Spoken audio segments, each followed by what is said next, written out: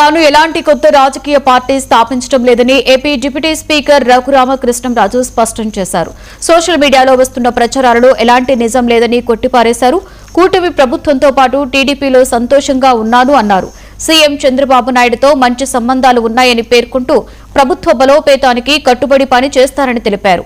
ఈ ప్రకటనతో ఆయన కొత్త పార్టీ పెడతారన్న రాజకీయ ఊహాగానాలకు తెరపడింది. వచ్చినట్టు వాళ్ళు రకరకాలుగా నేనేదో ఒక పొలిటికల్ పార్టీ పెడుతున్నట్టుగా అర్థం లేని మాటలు మాట్లాడుతున్నారు. ఇంకా క్లారిఫై చేయవలసిన ఆవశ్యకత ఉంది అని నేను చాలా స్పష్టంగా క్లారిఫికేషన్ ఇవ్వదలుచుకున్నా.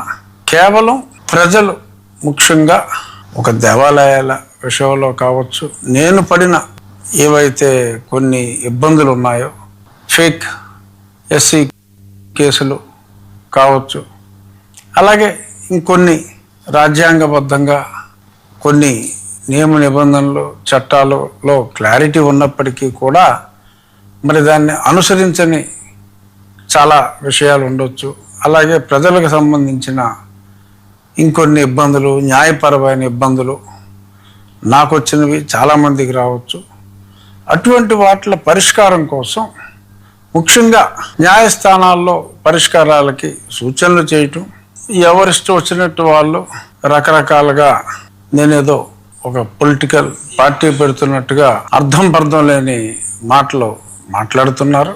ఇంకా క్లారిఫై చేయవలసిన ఆవశ్యకత ఉంది అని నేను చాలా స్పష్టంగా క్లారిఫికేషన్ ఇవ్వదలుచుకున్నా. కేవలం ప్రజలు, ముఖ్యంగా ఒక దేవాలయాల విషయంలో కావచ్చు, నేను పడిన ఏవైతే కొన్ని ఇబ్బందులు ఉన్నాయో, ఫేక్ ఎస్సీ కేసులు కావచ్చు, అలాగే అంబేద్కర్ కోనసీమ